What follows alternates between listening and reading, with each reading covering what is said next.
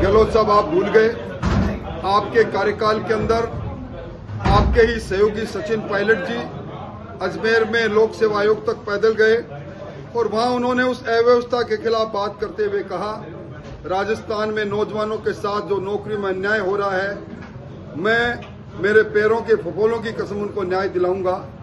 आप भूल गए उस बात को कि सरकार के मंत्री धरने पर बैठ रहे हैं। हाँ, सरकार के मंत्री धरने पर बैठे या धरने पर गए, पर क्यों गए? क्योंकि 2022-23 में जिन सफाई कर्मचारियों की नियुक्ति होनी चाहिए थी, न्यायालय ने जिनकी नियुक्ति का आदेश दिया, आपकी सरकार ने उनके हक पर डाका डाला। उनको हक दिलाने के लिए मंत्री अगर धरनार्थियों के बीच में जाते हैं, नियुक्ति पत्र बांटते हैं, तो वो बेजा काम नहीं करते।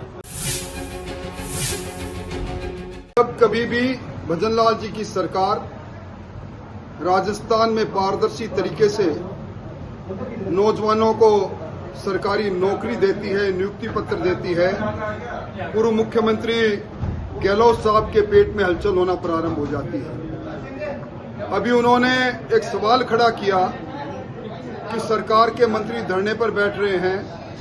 हाँ, सरकार के मंत्री धरने पर बैठे या धरने पर गए, पर क्यों गए?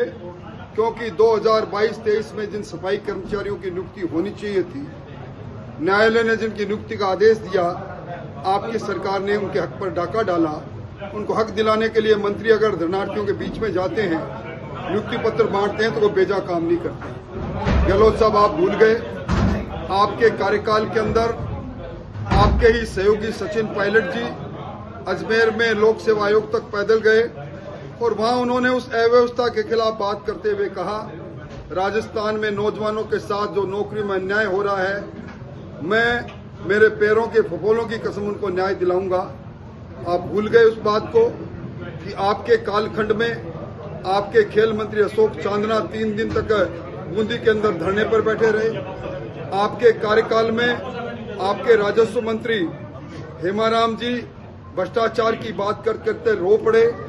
आपके विधायक कुंदनपुर ने अपने सारे बाल काटकर आपको उपहार में भ्रष्टाचार नहीं रोकने पर अपना आक्रोश व्यक्त करते हुए दिए। मैं किन किन की बात करूं? राजस्थान की सरकार ने पारदर्शी तरीके से 1,78,000 लोगों को नौकरी दी है। भजनलाल जी ने 78,000 नौकरियां पाइपलाइन में है और अब बिना खर्ची बिना पर्ची नौकरी मिल रही है।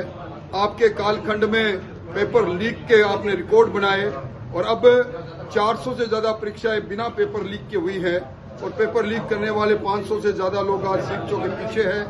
आरपीएससी के अंदर आपने सदस्य बाबूलाल कटारा को पैसा देकर आपके सहयोगी को ने कबूल किया कि उसने पैसे देकर नियुक्ति ली है।